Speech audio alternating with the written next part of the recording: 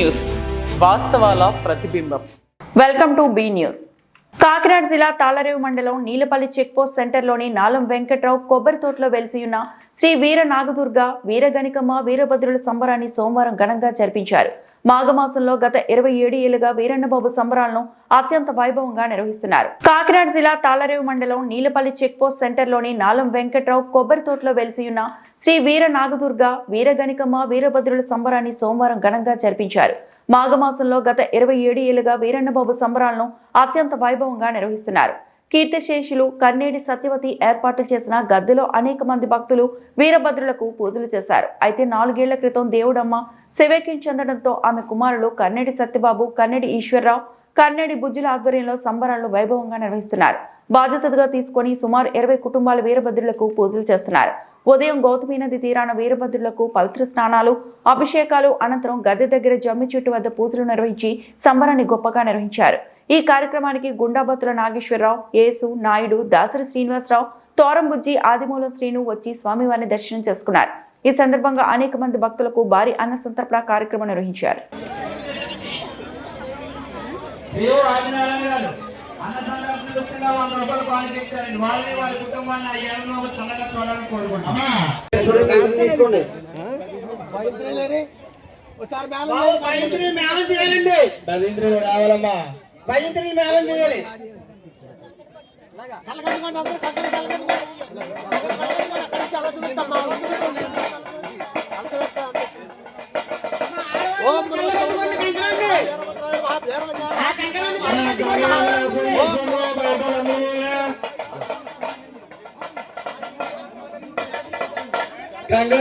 నమస్కారం చేసుకోండి. సతీష్ గారు ఎక్కడున్నా సరే కేరళ దగ్గర రావాలంటే ఇక్కడ గంజెత్తి గారికి సతీష్ గారు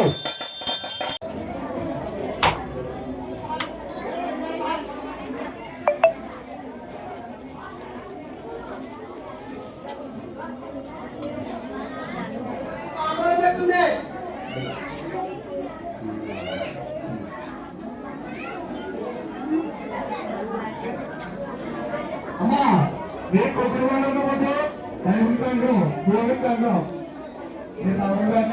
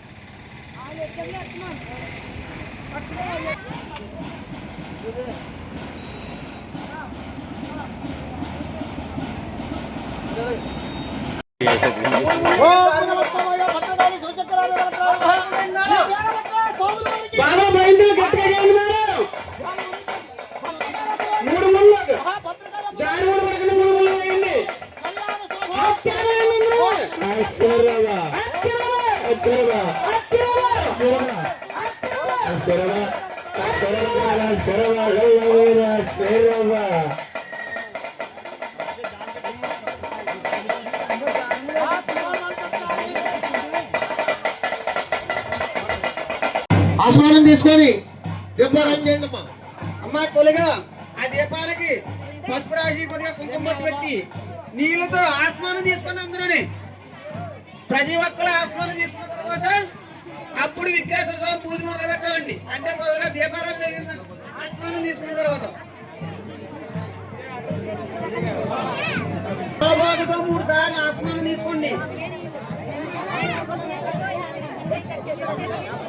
తమలపాకులో తీసుకొని తమలపాకు ఇలా చుట్టాలండి.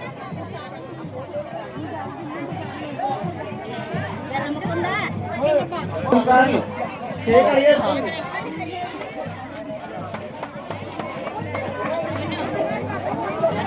ఆస్మానం తీసుకున్నారు అందరూ. ఆస్మానం తీసుకున్న తర్వాత దీపారాన్ని చేయండి. దీపారాన్ని వెలిగించండి.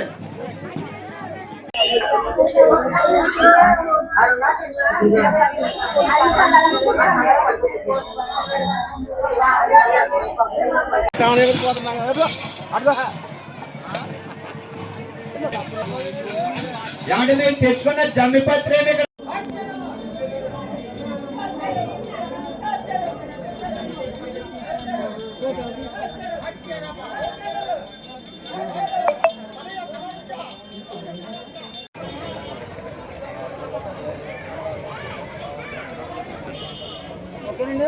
అమ్మా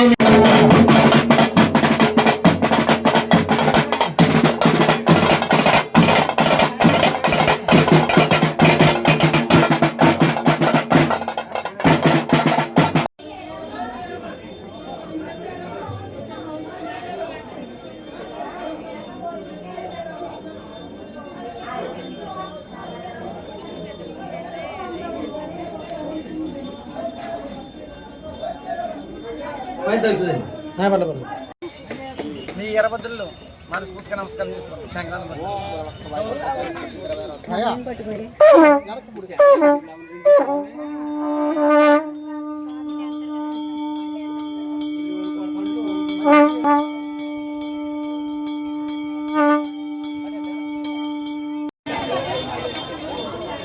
అమ్మా నీళ్ళు కూడా వదలండి.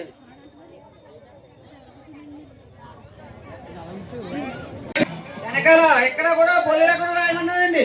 అమ్మ ఈ బుద్ధి కోళ్ళు లేకుండా రాయండి అమ్మా, శుభ్రంగా రాయండి. పసుపుతో అలంకారం అంటే అలాంటిదే ఉన్నారు. ఆ వీరభద్ర స్వామి సాక్షాత్తు ఆ వీరభద్ర స్వామి ఆ వీర జలగనకమ్మ మీ ముందు ఉన్నారు కాబట్టి ఎంత భర్తగా అయితే ఎన్నబాబు వీర జలగనకమ్మ ఎలాగైతే ఉన్నారో మన ఓటు కూడా పాలు పొంగినట్టు పొంగిందని.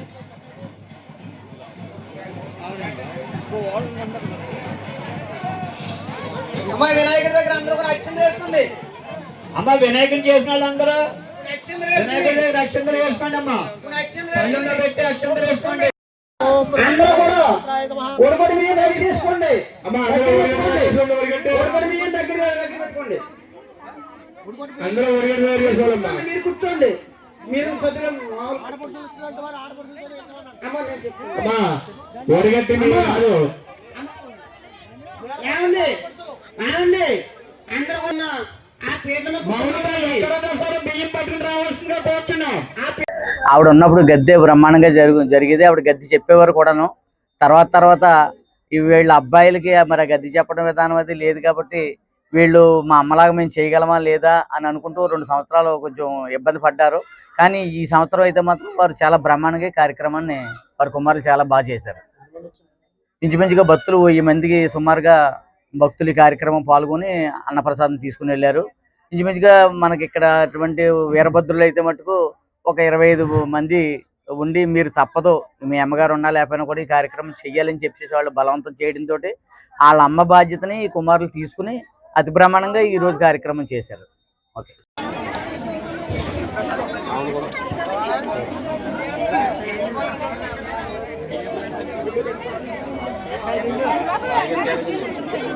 ఈరోజు నీలపల్లి చెక్ పోస్ట్ సెంటర్ సత్యది సినిమా హాల్ వెనక ఉన్నటువంటి నాల వెంకట్రావు గారు కొబ్బరి తోటలో వెలిసి ఉన్న వీరనాగదుర్గ వీరభద్రుల గద్దె యొక్క పూజ ఇక్కడ అతి బ్రహ్మాండంగా జరపడం జరిగింది. అయితే ఈ పూజా విధానం కర్నీడి సత్యవతి గారి హయాంలో గత 27 సంవత్సరాల నుంచి ఈ పూజా కార్యక్రమాలు అతి బ్రహ్మాండంగా జరుగుతూ ఉండేవి. గత 2 సంవత్సరాల క్రితం ఆమె కాలం చేయడంతో ఆమె బాధ్యతను వారి కుమారులు కర్నీడి సత్యబాబు, కర్నీడి ఈశ్వరరావు, కర్నీడి బుజ్జి వీళ్ళు ఆ బాధ్యతను బాధ్యతగా తీసుకుని వీళ్ళు భుజాన్ని వేసుకుని ఈ కార్యక్రమం ఈరోజు అతి బ్రహ్మాండంగా జరపడం జరిగింది. అయితే భక్తులకి వచ్చినటువంటి భక్తులందరికీ కూడా అన్నప్రసాద వితరణ కూడా జరిగింది. అయితే ఈ సందర్భంగా ముఖ్యంగా చెప్పేది ఏంటంటే కన్నీటి సత్యవతి గారు లేకపోవటం మా అందరికీ తీరని లోటుగా భక్తులందరూ చాలా బాధపడుతూ ఈరోజు పూజలు చేయడం జరిగింది.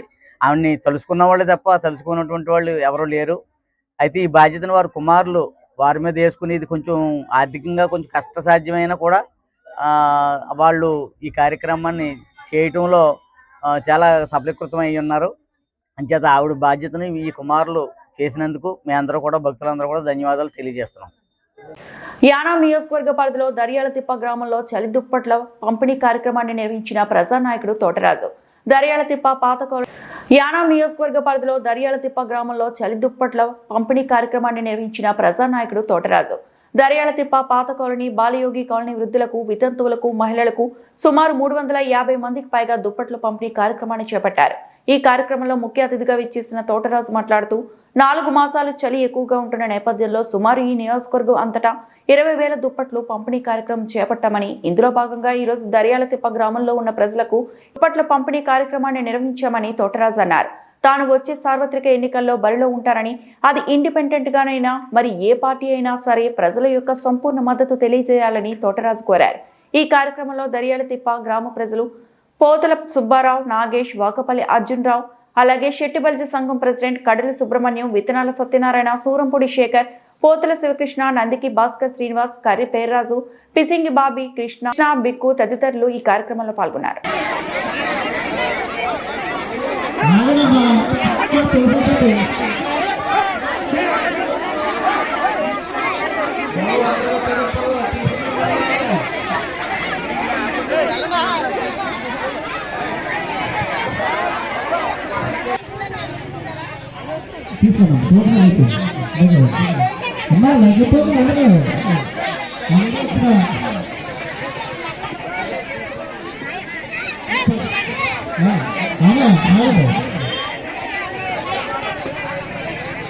ఒకసారి ఒకసారి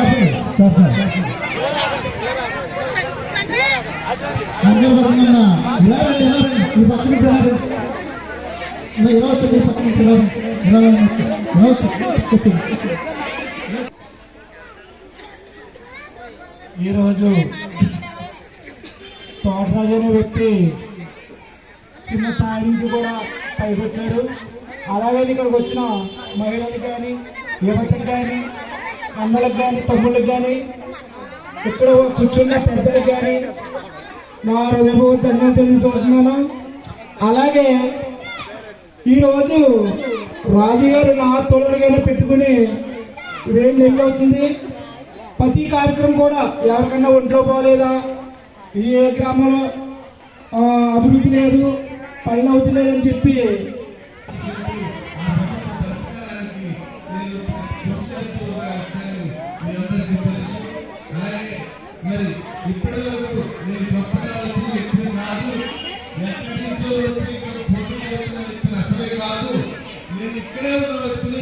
ఇక్కడే పుట్టిన వ్యక్తిని, 20 సంవత్సరాలుగా రాజకీయంలో ఉన్న వ్యక్తిని, కానీ ఈనాటి వరకు కూడా తెర వెనుకున్నాను.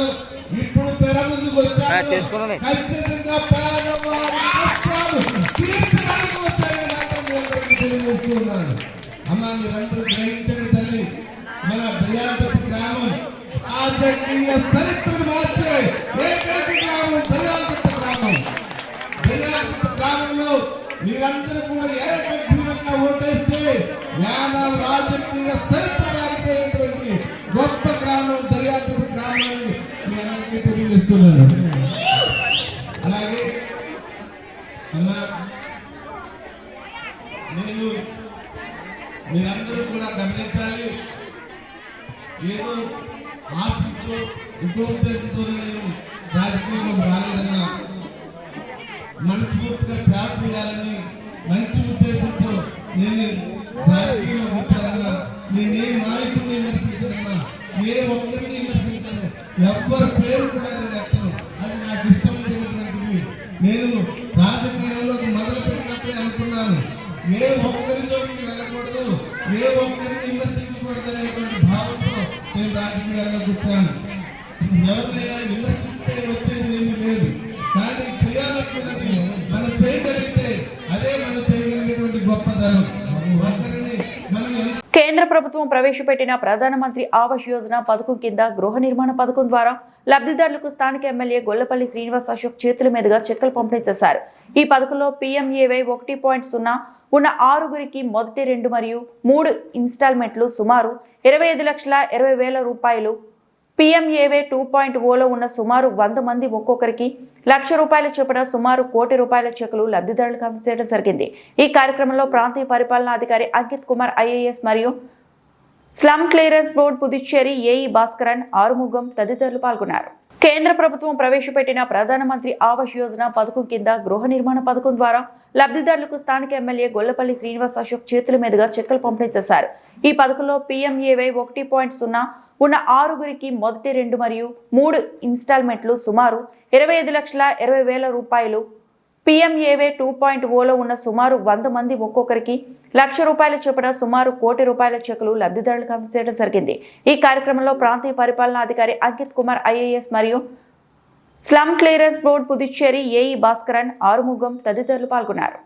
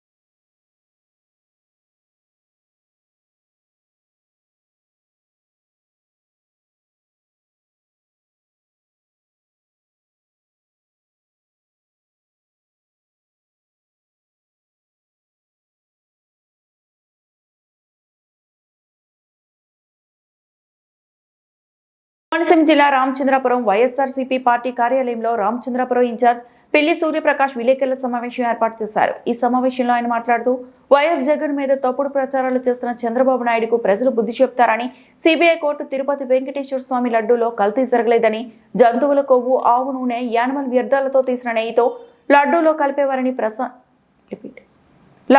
కలిపేవారిని ప్రచారం చేయడంతో సిబిఐ కోర్టు కల్తీ జరగలేదని తెలియజేసిన చంద్రబాబు నాయుడు వారి మంత్రివర్గం తప్పుడు సమావేశాలు ఏర్పాటు చేసి విష ప్రచారం చేస్తున్నారని అన్నారు. ఇప్పటికైనా తప్పుడు ప్రచారాలు మాని ఆంధ్రప్రదేశ్ ప్రభుత్వం అభివృద్ధికి పాటుపడాలని హితవు పలికారు. ఈ కార్యక్రమంలో పెమ్మిరెడ్డి మురళి, గాదంశెట్టి శ్రీధర్, పెంకి వీరబాబు, పెట్ట శ్రీనివాస్, గుబ్బల గణ, బంగారుబాబు, గుమ్మల రత్నం, గుంటముక్కల దొరబాబు, పోలినాటి ప్రసాద్, ఎంపీటీసీలు, సర్పంచులు, కౌన్సిలర్లు, కార్యకర్తలు పాల్గొన్నారు.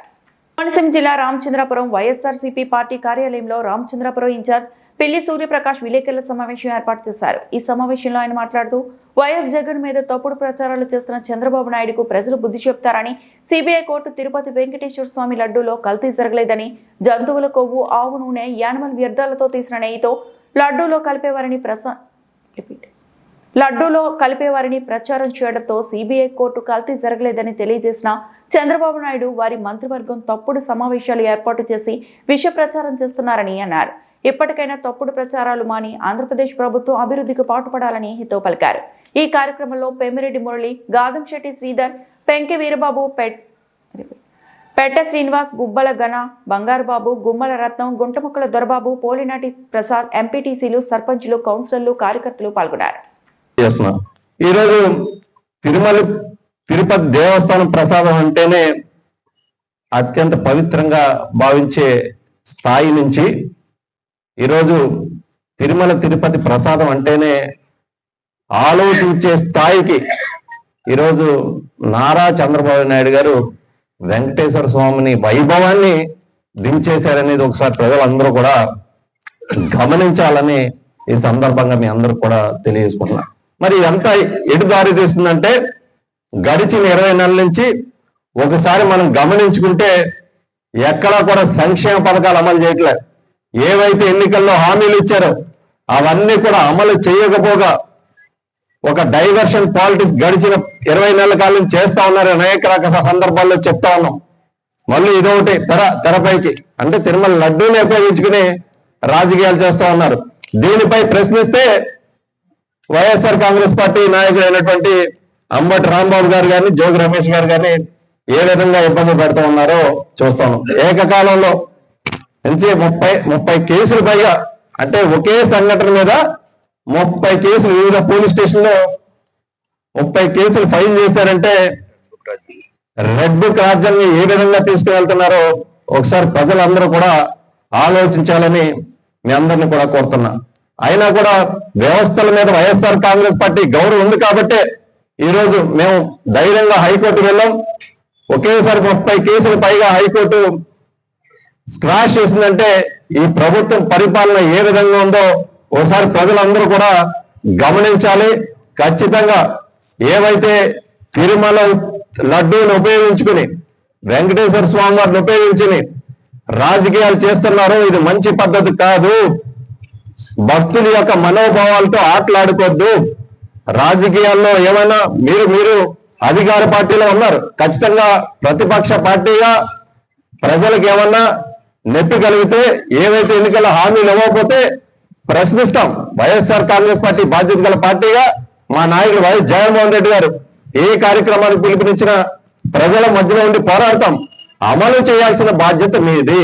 అంతేగాని దేవుణ్ణి అడ్డం పెట్టుకునే రాజకీయాలు చేయటం మంచి పద్ధతి కాదు.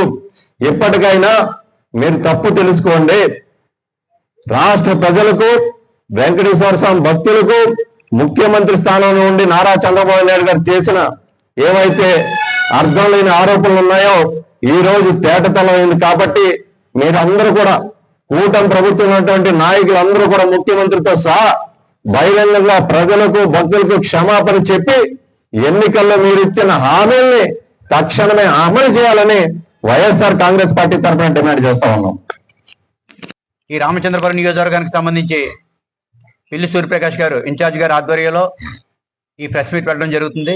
ఈ ప్రెస్ మీట్కి చేసిన ఎలక్ట్రానిక్ మీడియా వారికి, ప్రింట్ మీడియా వారికి, పత్రికా విలేకరులకు అందరికీ కూడా మా నమస్కారాలు తెలియజేసుకుంటూ, మరి ఈరోజు రాష్ట్రంలో జరుగుతున్నది మీకు అందరికీ కూడా తెలుసు, ఎందుకంటే మీ ద్వారానే ప్రజలకు తెలుస్తుంది. ఏదైనా సరే సంక్షేమ పాలన మరిచి ప్రజలకు ఏదైతే ప్రజలు ఈ ప్రభుత్వానికి మీరు మమ్మల్ని పాలించండి అని ఓట్లేసి గెలిపించారో అవన్నీ పక్కన పెట్టి కక్షపూరిత రాజకీయాలుగా, అంటే ఒక అబద్ధాన్ని నిజంగా చెప్పేలాగా, అంటే అది జరగకపోయినా సరే అబద్ధాన్ని నిజంగా ప్రజల ముందు బలవంతంగా రుద్దే ప్రక్రియ కొనసాగుతుండడంలో ఎటువంటి సందేహం లేదు. దానికి ఉదాహరణగా మీకు ఒకటి చెప్పదలుచుకున్నాను మిత్రులారా.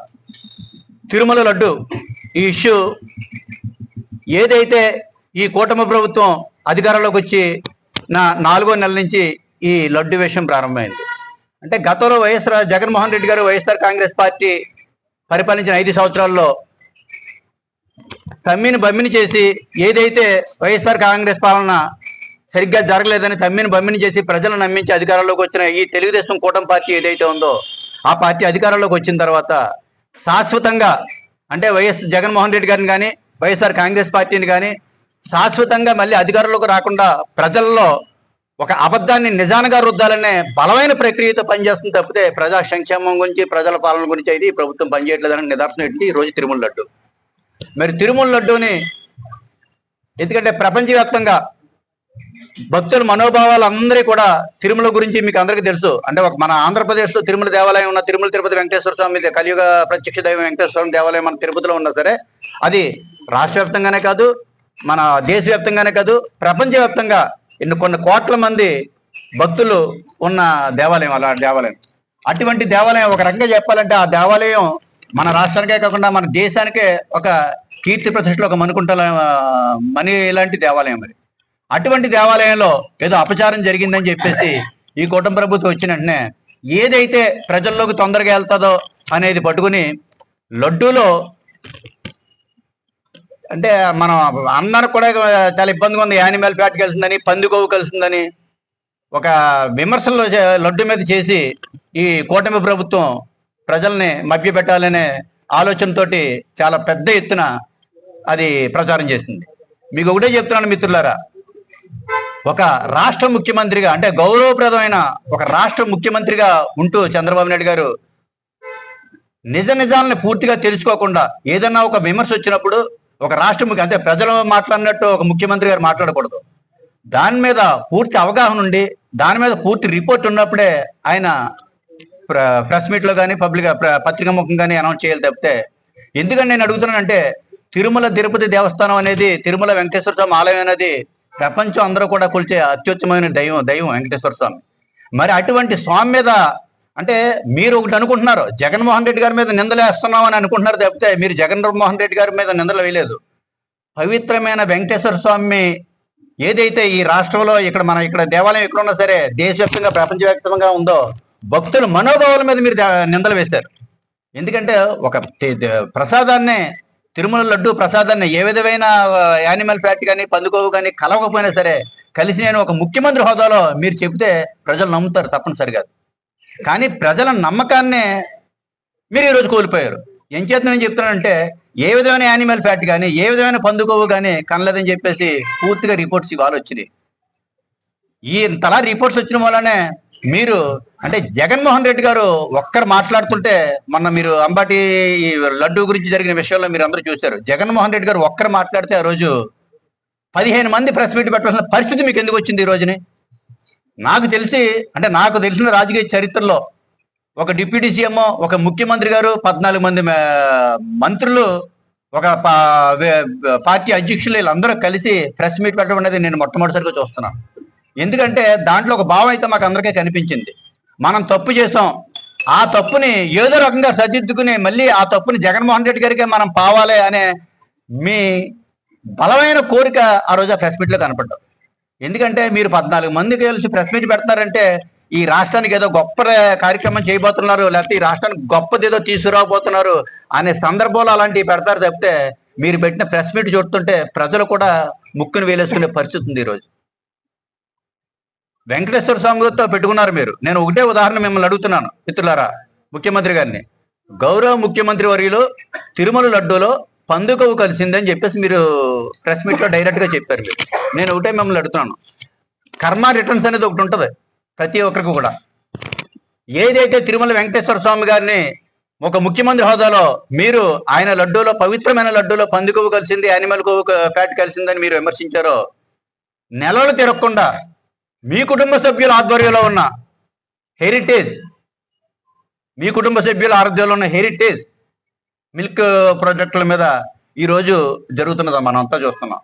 గతంలో కేరళలో కానీ తమిళనాడులో కానీ మీ హెరిటేజ్ మిల్క్ ప్రొడక్ట్ల మీద ఎంత ఉద్యమాలు జరిగినాయి, ఎంత ఆఫ్ చేశారో అన్నీ మనం చూసాం.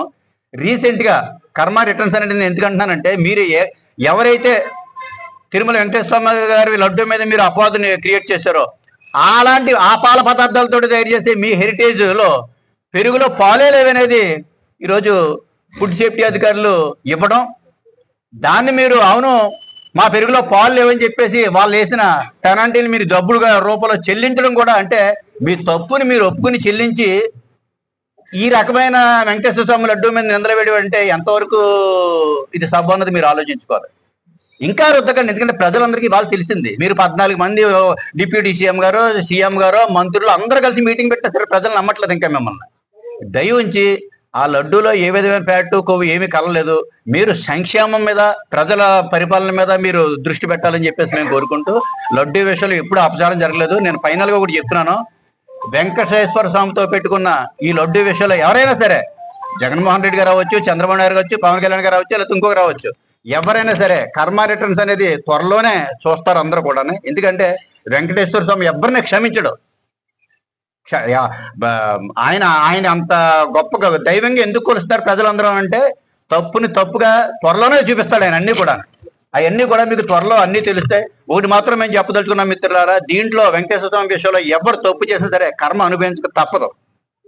ఫైనల్ గా మేము చెప్పేదంటే కర్మ అనుభవించక తప్పదు. ఇక నుంచి ఏ విధమైన ఈ లడ్డూలో ఏ విధమైన యానిమల్ ఫ్యాట్ కానీ ఏవి కలవలేదనేది ప్రజలందరికీ తెలుసు. మీరు కూడా కొంచెం ఆలోచించుకుని ప్రజా సంక్షేమంపై దృష్టి పెట్టాలి. పత్రికా విలేకరులకు, ఎలక్ట్రానిక్ మీడియా వారికి మా నమస్కారములు. మరి ఈ తిరుమల తిరుపతి లడ్డు మీద చంద్రబాబు గారు డైవర్షన్ పాలిటిక్స్ లో భాగంగా చేస్తున్నారని చెప్పేసి నాకు అనిపిస్తుంది. ఎందుకంటే ప్రభుత్వం వచ్చిన తర్వాత 4 నెలల తర్వాత ఈ తిరుమల తిరుపతి లడ్డు మీద అవసరం జరిగింది, ఈ జంతుకోలు కలిసి అని చెప్పేసి ఒక అంశం లేవనెత్తడం జరిగింది. దానిపైన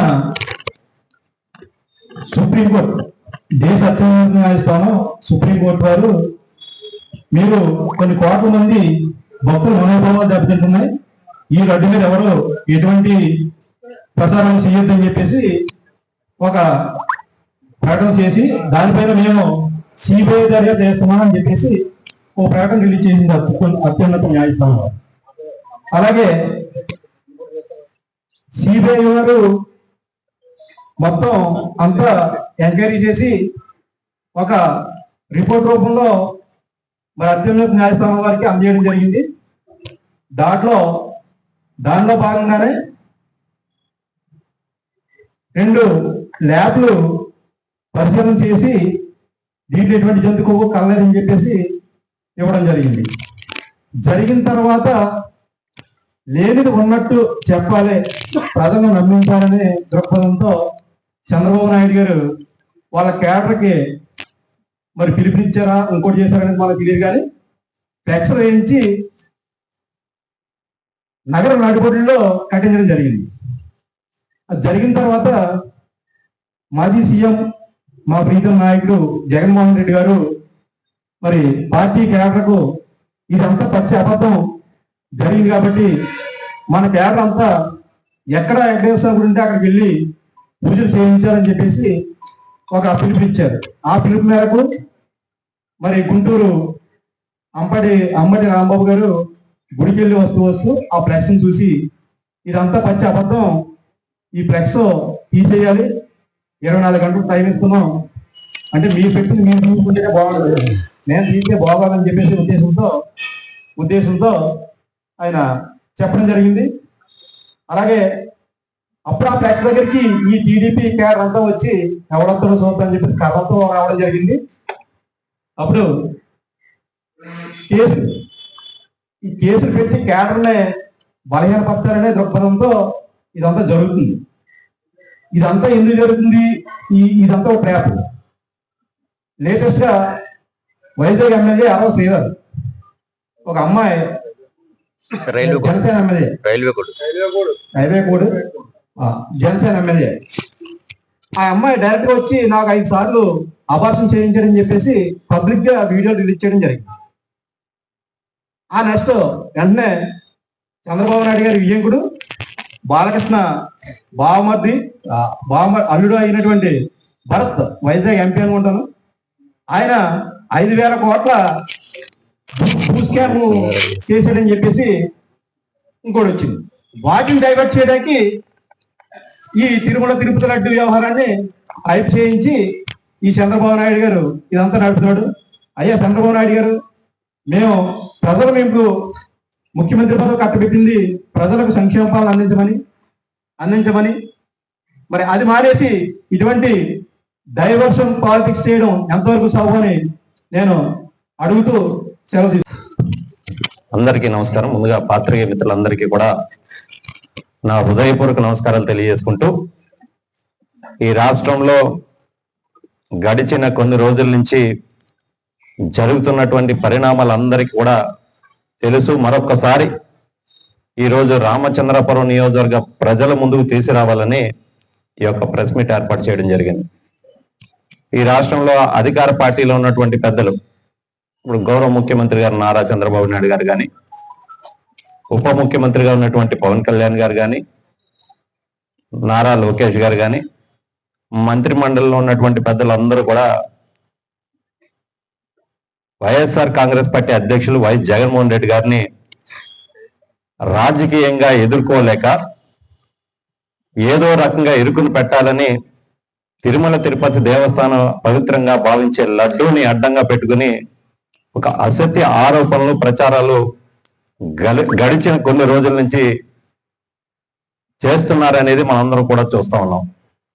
ఏంటి ఆరోపణ అంటే, తిరుమల లడ్డూలో జంతు కొవ్వు, పంది కొవ్వు, చేప నూనె కలిసిన లడ్డూని గతంలో తయారు చేశారు, దాని కోట్లాది మంది భక్తులు తినేశారని చెప్పి ఒక అర్థం లేని ఆరోపణల్ని, ఒక పక్కన వెంకటేశ్వర స్వామి వారిని, ఒక పక్కన కోట్లాది మంది భక్తుల యొక్క మనోభావాలను దెబ్బతీస్తూ ఒక ముఖ్యమంత్రి స్థానంలో ఉండి నారా చంద్రబాబు నాయుడు గారు ఆరోపణలు చేయడం జరిగింది గడిచిన 18 నెలల కాలం నుంచి. రీసెంట్ గా సుప్రీంకోర్టుకి సమర్పించినటువంటి సిట్ ఏవైతే ఉందో వారి ఒక రిపోర్ట్ అయితే ఛార్జ్ షీట్ ఫైల్ చేయడం జరిగింది. ఏముంది ఆ ఛార్జ్ షీట్ లో అంటే, తిరుమల తిరుపతి దేవస్థానంలో ఉన్నటువంటి లడ్డూలో ఎటువంటి పంది కొవ్వు కానీ, జంతువుల కొవ్వు కానీ, చేప నూనె కానీ లేదు అనేది చాలా స్పష్టంగా ఏవైతే సుప్రీంకోర్టు ఆధ్వర్యంలో నియమించబడిన సిబిఐ సిట్ ఉందో వారు చాలా స్పష్టంగా తెలియజేయడం జరిగింది. కానీ వాస్తవానికి చంద్రబాబు నాయుడు గారికి అయ్యేం పట్టవు. ఈరోజు మనం దేశంలోనే 2 ప్రతిష్టాత్మకమైన సంస్థలు సుప్రీంకోర్టుకి వారి యొక్క ఫైండింగ్స్ ఇవ్వడం జరిగింది. ఏంటి ఆ ఫైండింగ్స్ అంటే, నేషనల్ డైరీ డెవలప్మెంట్ బోర్డు ఒకటి, రెండోది నేషనల్ డైరీ రీసెర్చ్ ఇన్స్టిట్యూట్ ఒకటి. ఈ 2 సంస్థలు కలిపి పూర్తిగా పరిశీలించిన తర్వాత ఎటువంటి జంతువుల అవశేషాలు లేవని సుప్రీంకోర్టుకి వారి యొక్క ఫైండింగ్స్ ని ఇవ్వడం జరిగింది. కానీ చంద్రబాబు నాయుడు గారికి అయ్యేం పట్టవు. తన మాటే నగ్గాలి, వ్యవస్థలు ఏ రిపోర్ట్ ఇచ్చినా అది చెల్లదు అని చెప్పి ఏదో రకంగా వైఎస్ఆర్ కాంగ్రెస్ పార్టీని, వైఎస్ జగన్మోహన్ రెడ్డి గారిని ఇరుకులు పెట్టే ప్రయత్నం చేస్తా ఉన్నారు. ఈ రోజు గడిచిన 18 నెలల నుంచి చూస్తా ఉన్నాం. మొట్టమొదట్లో ఆవు నూనె, జంతు కొవ్వు, పంది కొవ్వు లేదా చేప నూనె అన్నారు. ఈరోజు కొత్త పళ్ళు అందుకుంటున్నారు. ఏకంగా బాత్రూంలో వాడే క్లీనర్స్ కెమికల్స్ ఏవైతే ఉన్నాయో అవి వాడి లడ్డూ తయారు చేస్తారంటున్నారు. మరి ఏది నిజం చంద్రబాబు నాయుడు గారు చెప్పాలి ఇవన్నీ కూడా. అంటే ఏదో రకంగా ఈ తిరుమల లడ్డూని ఉపయోగించి జగన్మోహన్ రెడ్డి గారిని మభ్య పెట్టాలి, కనుమరుగు చేయాలనేది ఒక ఆలోచన తప్ప ఒక అర్థం లేని ఆరోపణలు చేస్తా ఉన్నారు. ఆనాడు బోలే బాబా డైరీకి సంబంధించి 4 ట్యాంకర్లు తిరుమల తిరుపతి దేవస్థానంకు రావడం జరిగింది. అవన్నీ కూడా ఎవరి హయాంలో వచ్చాయి? 4 ట్యాంకర్లు చంద్రబాబు నాయుడు గారు ముఖ్యమంత్రి అయిన తర్వాత ఆ బోలే బాబా డైరీకి సంబంధించి 4 ట్యాంకర్లు వచ్చినాయి. ఈ బోలే బాబా డైరీ ఎప్పుడు అనుమతులు తీసుకున్నారు? 2018లో అప్పుడు చంద్రబాబు నాయుడు గారు ముఖ్యమంత్రి ఉండగా తిరుమల తిరుపతి దేవస్థానానికి ఈ బోలే బాబా డైరీ నెయ్యి సప్లై చేయడానికి అర్హత కలిగి ఉన్నది అని చెప్పి చంద్రబాబు నాయుడు గారు ప్రభుత్వం ఉన్నటువంటి అధికారులే ఆనాడు బోలే బాబా డైరీకి సర్టిఫై చేసిన తర్వాత ఈ బోలే బాబా డైరీ తిరుమల తిరుపతి దేవస్థానం టెండర్లో పాల్గొనడం జరిగింది. మరి దీని అంతా సూత్రధారి పాత్రధారి ఎవరో? నారా చంద్రబాబు నాయుడు గారు. ఇదంతా నేను చెప్పేది కాదు. సిబిఐ తన ఛార్జ్ షీట్ లో చాలా స్పష్టంగా ఈరోజు సుప్రీంకోర్టుకి ఇవ్వడం జరిగింది. కానీ చంద్రబాబు నాయుడు గారు మళ్ళీ ఎదురుదాడి. వైవి సుబ్బారెడ్డి గారి పేరు ఎందుకు లేదు? వైఎస్ జగన్మోహన్ రెడ్డి గారి పేరు ఎందుకు లేదు? ఇదంతా వైఎస్ఆర్ కాంగ్రెస్ పార్టీ నాయకులే చేశారు కల్తీ అంతా అని చెప్తా ఉన్నారు. మరి సుప్రీంకోర్టుకి ఎవరు ఆశ్రయించారు? ఆనాడు ఎవరు ఆశ్రయించారు?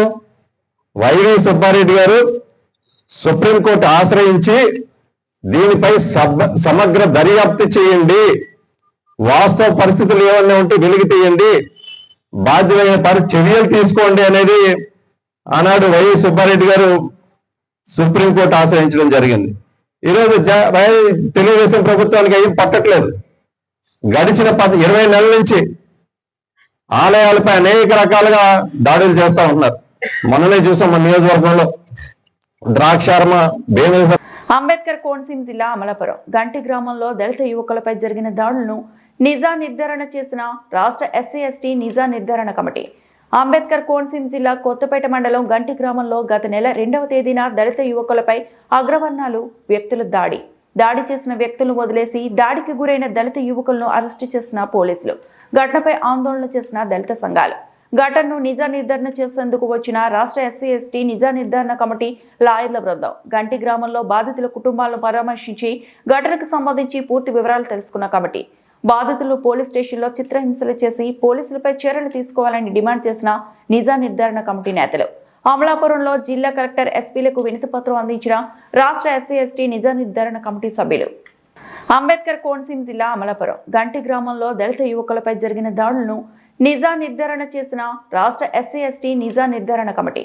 అంబేద్కర్ కోనసీమ జిల్లా కొత్తపేట మండలం గంటి గ్రామంలో గత నెల 2వ తేదీన దళిత యువకులపై అగ్రవర్ణాలు వ్యక్తులు దాడి చేసిన వ్యక్తులను వదిలేసి దాడికి గురైన దళిత యువకులను అరెస్టు చేసిన పోలీసులు. ఘటనపై ఆందోళన చేసిన దళిత సంఘాలు.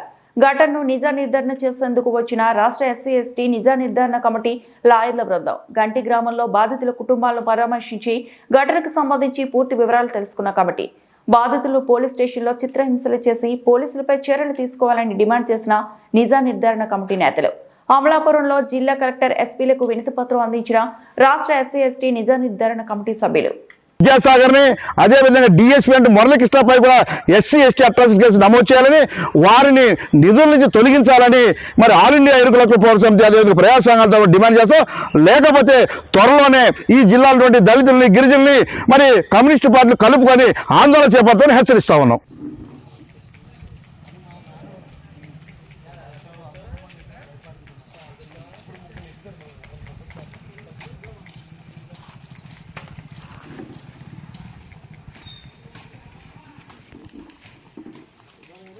Andhra Pradesh state BC SC ST minority vice ప్రెసిడెంట్ని. ఈరోజు నిజ నిర్ధారణ కమిటీలో నేను కూడా ఒక మెంబర్గా రావడం జరిగింది. అయితే మేము అక్కడికి వెళ్ళిన వాళ్ళ యొక్క ఏదైతే గంటిలో మూలపేట ఉందో ఆ మూలపేటలోకి వెళ్ళి మేము ప్రజా దర్బార్ కింద అక్కడ ఉన్న పేటలో ఉన్న సంఘస్థుల్ని పెద్దల్ని అలాగే ఎవరైతే దెబ్బలు తిన్నారో వాళ్ళు కూడా కూర్చోబెట్టి మాట్లాడడం జరిగింది. దాంట్లో మేము అబ్జర్వ్ చేసింది ఏంటంటే ఆంధ్రప్రదేశ్కి ఆంధ్ర అనే పేరు ఉంటుంది, జిల్లాకి అనేది ఒక పేరు ఉంటుంది. ఈరోజు ఆంధ్రప్రదేశ్లో కోనసీమ అంబేద్కర్ జిల్లా అని పెట్టడం జరిగింది. అంబేద్కర్ కోనసీమ జిల్లా అని పెట్టడం జరిగింది. వాళ్ళు చేసే పని మెసేజ్లు ఇవ్వడం కానీ ఇంకోటి కానీ ఏదైతే అంబేద్కర్ని డీగ్రేడ్ చేసి మాల అనే కులాన్ని వీళ్ళు కించపరిచి కొట్టాలి, ఏదో ఒకటి చేయాలనే ఉద్దేశంతో ఈరోజు ఈ కార్యక్రమాన్ని ముగ్గురు కుర్రోళ్ళని కొట్టడం జరిగింది. అయితే మేము మాట్లాడేది ఏంటంటే, ఈ యొక్క ప్రభుత్వం వచ్చిన తర్వాత ఎస్పెషలీ దళితుల్ని చంపేయడం, బీజేపీ వచ్చేమో క్రైస్తవుల మీద యుద్ధాలు చేయడం, చంపడం, ఈ రెండు తప్ప దేశం ఎట్టి పరిస్థితుల్లో కూడా అరడుగు కూడా ముందుకెళ్తలేదు కదా. అప్పుల పాలవి అప్పుల్లో ముంచుతున్నారు. కాబట్టి రాష్ట్ర ప్రభుత్వానికి, కేంద్ర ప్రభుత్వానికి మేము చెప్పబోయేది ఏంటంటే, ఏదైతే బాబాసాహెబ్ అంబేద్కర్ రాజ్యాంగం రాశారో ఆ రాజ్యాంగ ప్రకారంగా ఈ భారతదేశం కానీ చూసుకోగలిగితే, రాజ్యాంగాన్ని చూసుకోగలిగితే మనం ముందుకెళ్తాం. లేకపోతే పక్కనున్న పాకిస్తాను, బంగ్లాదేశ్ లాగే యుద్ధాలు లేదా ఈ యొక్క భారతదేశం సర్వనాశనం అయ్యే అవకాశం వస్తుంది. కాబట్టి ఎవరైతే గవర్నమెంట్ ఎంప్లాయీస్ ఉన్నారో, ప్రభుత్వాలు ఉన్నారో, నేను హెచ్చరిక చేస్తున్నాను. దయచేసి మీరు రాజ్యాంగాన్ని పెట్టి నడవండి తప్ప ప్రాంతీయ పార్టీలు లేకపోతే కులతత్వ పార్టీలతోటి మాత్రం నడిస్తే ఈ గంటి గ్రామంలో దళిత యువకులపై హత్యాయత్నం చేసినటువంటి అవతలి వర్గానికి చెందినటువంటి కాపు యువకుల్ని ఇప్పటి వరకు అరెస్ట్ చేయలేదు. మరి ఈ ఘటన జరిగి నెల రోజులు కావస్తున్న కొత్తపేట శాసనసభ్యులు బండారు సత్యానందరావు గారు ఎందుకు స్పందించలేదు? మీరు ఒక కాపులు ఓట్లేస్తేనే మీరు నెగ్గారా? అక్కడ ఉన్నటువంటి ఎస్సీలు ఎవరో కూడా మీకు ఓటేయలేదు, అందరూ కలిసి ఓటేస్తేనే మీరు ఎమ్మెల్యే కింద అక్కడ గెలిచారు. మరి ఏకపక్షంగా మీరు ఒక కులాన్ని కొమ్ము కాస్తూ ఈ రోజు వరకు కూడా ఎవరైతే ఎస్సీ కులానికి చెందినటువంటి బాధితులు ఉన్నారో మీరు ఈ రోజు వరకు కూడా పరామర్శించలేదంటే దాని వెనకాల మీరు ప్రోద్బలంతో పోలీసులు ఈ విధంగా వ్యవహరించారా అనేటువంటి ఇదైతే మేము ఒక నమ్మకం అయితే మాకు కలుగుతుంది. ఎందుకంటే ఇంత ఘటన జరిగినా కూడా మీరు స్పందించట్లేదు. ఎందుకు మీరు ఇప్పటి వరకు కూడా వాళ్ళని అరెస్ట్ చేయలేదు? ఎవరైతే హత్యాయత్నం చేశారో వాళ్ళకి స్టేషన్ బెయిల్ ఇస్తారా? మీరు ఎవరు గాయాలతో పోలీస్ స్టేషన్లో పెట్టి వాళ్ళని రిమాండ్కి పంపిస్తారా? ఎస్పీ గారి దగ్గరికి వచ్చాం 3వ తారీఖున, అయినా కూడా మాకు న్యాయం జరగలేదంటే ఇక్కడ ఎస్పీ కూడా అగ్రవర్ణాలకి సపోర్ట్ చేస్తున్నట్టుగానే మాకు తెలుస్తుంది. కాబట్టి ఎవరైతే దాడి చేశారో వాళ్ళని ఖచ్చితంగా కూడా రిమాండ్కి పంపించి సెక్షన్ హత్యాయత్నం కింద ఆర్డర్ చేయాలి. అలాగే ఎస్సీ యువకుల్ని 2 రోజుల పాటు పోలీస్ స్టేషన్లో చిత్రహింసలకు పెట్టి వాళ్ళకి 3rd డిగ్రీ కస్టోడియల్ టార్చర్ చేసినటువంటి పోలీసు సిబ్బంది ఎస్ఐ, సిఐ, డిఎస్పీలను తక్షణం విధుల నుండి బహిష్కరించాలి. వాళ్ళ మీద కేసు నమోదు చేసి వాళ్ళని అరెస్ట్ చేయాలని చెప్పేసి ఈరోజు మేము ఇక్కడ ఎస్పీ గారికి కూడా వినతిపత్రం ఇవ్వడం జరుగుతుంది. మీరు ఎటువంటి మా డిమాండ్లు కానీ మీరు కనుక చేయని పక్షంలో రాష్ట్ర వ్యాప్తంగా కూడా ఉద్యమం నడుస్తుందని చెప్పేసి ఈ సందర్భంగా రాష్ట్ర ప్రభుత్వానికి మేము హెచ్చరిక జారీ చేస్తున్నాం.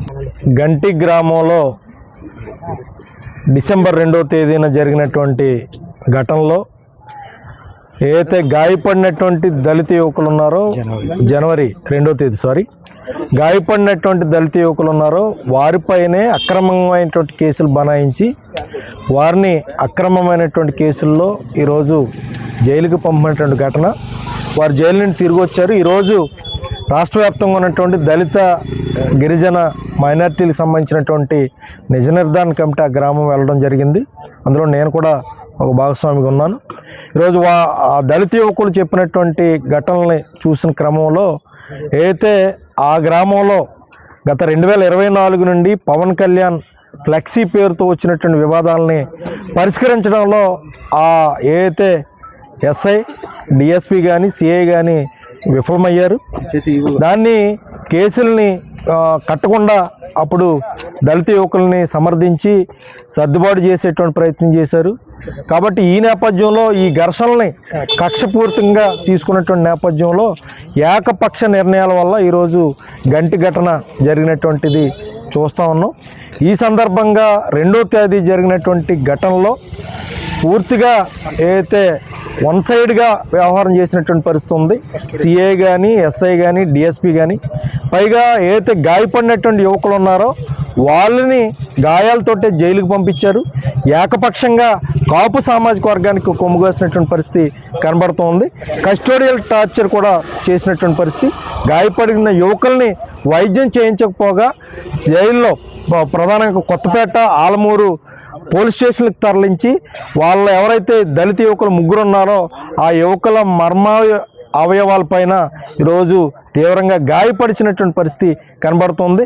జడ్జితో కానీ ఇతర ఎవరితోనైనా సంప్రదిస్తే నిత్య కళ్యాణం పచ్చతోరణంగా విరాజిల్లుతున్న మురిమల్ల శ్రీ భద్రకాళి సమేత శ్రీ వీరేశ్వర స్వామి వారి ఆలయంలో ఈ నెల 15 నుండి 19 వరకు జరగబోయే మహాశివరాత్రి ఉత్సవాల్లో అధికారుల సమన్వయంతో పనిచేసి విజయవంతం చేయాలని అమలాపురం ఆర్డీఓ శ్రీమతి మాధవి అన్నారు. పల్లెలో నిత్య కళ్యాణం పచ్చతోరణంగా విరాజిల్లుతున్న మురిమల్ల శ్రీ భద్రకాళి సమేత శ్రీ వీరేశ్వర స్వామివారి ఆలయంలో ఈ నెల 15 నుండి 19 వరకు జరగబోయే మహాశివరాత్రి ఉత్సవాల్లో అధికారుల సమన్వయంతో పనిచేసి విజయవంతం చేయాలని అమలాపురం ఆర్డీఓ శ్రీమతి మాధవి అన్నారు. మంగళవారం ఆలయ ఆవరణలో chairman Datla Ramakrishna Raju, assistant commissioner కార్యనిర్వహణాధికారి వి సత్యనారాయణ అధ్యక్షతన జరిగిన సమావేశంలో ఆర్డీఓ ముఖ్య అతిథిగా పాల్గొన్నారు. ఈ సందర్భంగా మాట్లాడుతూ ప్రభుత్వం ప్రతిష్టాత్మకంగా జరుపుతున్న శివరాత్రి ఉత్సవాల్లో అధికారులు అలసత్వం వహించకుండా తగు జాగ్రత్తలు తీసుకోవాలని సూచించారు. జిల్లా నలుమూలల నుండి అధిక సంఖ్యలో భక్తులు విచ్చేసే అవకాశం ఉన్నందున ఎప్పటికప్పుడు పారిశుద్ధ్య చర్యలు చేపట్టాలన్నారు. రెవెన్యూ, పంచాయతీ, మెడికల్ సిబ్బంది 3 షిఫ్ట్లలో పనిచేయాలన్నారు. ఎటువంటి అవాంఛనీయ సంఘటనలు చోటు చేసుకోకుండా పోలీస్ బందోబస్తు, అగ్నిమాపక సిబ్బంది అప్రమత్తంగా ఉండాలన్నారు. వృద్ధ గౌతమి నదిలో భక్తులు స్నానాలు ఆచరిస్తారని, అందుకు పంచాయతీ, విద్యుత్ శాఖ తగు ఏర్పాట్లు చేసుకోవాలని సూచించారు. 19వ తేదీ తెప్పోత్సవ ఏర్పాట్లు అధికారులను అడిగి తెలుసుకున్నారు. ఉత్సవ ఏర్పాట్లు అసిస్టెంట్ కమిషనర్ వివరించారు. తొలుత వీరికి ఆలయ మర్యాదలతో ప్రత్యేక దర్శనం అందించి దుస్సాలవతో సత్కరించారు. స్వామివారి చిత్రపటం ప్రసాదం అందించి వేద ఆశీర్వచనం చేశారు. ఈ కార్యక్రమంలో ఆలయ అర్చకులు బ్రహ్మశ్రీ యనమండ్ల సత్య, సీతారామ శర్మ, పోలీస్ శాఖ, రెవెన్యూ, మధ్య, అగ్నిమాపక సిబ్బంది, పంచాయతీ అధికారులు, మెడికల్, ఆలయ సిబ్బంది పాల్గొన్నారు. బోట్స్ అండ్ స్విమ్మర్స్ని పెట్టమని ఇన్స్ట్రక్ట్ చేయడం జరిగింది. అండ్ ఆల్సో మెడికల్ డిపార్ట్మెంట్ 3 షిఫ్ట్లు కూడా ఆ రోజు పెట్టమని ఇన్స్ట్రక్ట్ చేశాము. ఇది కాకుండా మనకి 15వ తారీఖుతో పాటు 19th తెప్పోత్సవం కూడా ఉన్నది. సో దానికి సంబంధించి కూడా 3 o'clock నుంచి ఏదైతే ఈవెంట్స్ స్టార్ట్ అవుతాయో సేమ్ ఇవే లైన్ డిపార్ట్మెంట్స్కి ఆ రోజు కూడా ఎటువంటి అంటువర్డ్ ఇన్సిడెంట్స్ లేకుండా ఆ ఈవెంట్ కూడా సక్సెస్ఫుల్గా కండక్ట్ చేయమని ఇన్స్ట్రక్షన్స్ ఇవ్వడం జరిగింది. Thank you. మీటింగ్ కూడా చేసుకున్నాం. అన్నీ కూడా ఇన్స్ట్రక్షన్స్ కూడా మీరు ఇచ్చి ఉన్నారు. అవన్నీ కూడా మనం ఫాలో అవుతాము. ముఖ్యంగా మనకి ఈ కోఆర్డినేషన్ అవసరమైనటువంటి మనకి irrigation department, head class department వాళ్ళు, ఈ 4 డిపార్ట్మెంట్ వాళ్ళతో ఎక్కువ మనకి కోఆర్డినేషన్ కావాల్సి ఉంటుంది. అదేవిధంగా మనకి 15వ తారీఖు ఘట్టం అయిపోయిన తర్వాత మనకి 19వ తారీఖు షెడ్యూల్ మనకు అవసరం జరుగుతున్నప్పుడు తర్వాత 19వ తారీఖు ఒక ఈవెంట్ నడుస్తున్నాము. ఇక్కడ నుంచి మంచి బాబీ గార్డెన్ తెప్పోత్సవ కార్యక్రమం జరుగుతున్నాము. దానికి సంబంధించినటువంటి 3 గంటల పోయిన తర్వాత మేళతాళాలతో వివిధ రకాల కళాకారుల యొక్క నృత్య ప్రదర్శనతో మనం సాంప్రదాయబద్ధంగా తెప్పోత్సవం చేస్తారు. మళ్ళీ వచ్చి స్వామి మళ్ళీ స్వామి ఎవరైనా స్థాపించడానికి వేదికగా ఇది దేవాలయంలో జరిగేటువంటి ముఖ్య కార్యక్రమం. మనకి ఇది విధంగా మనకి కార్యక్రమాన్ని ముఖ్యంగా లోపల ఎమ్మెల్యే గారి యొక్క సౌజన్యంతో ఇంతటితో సమాప్తం.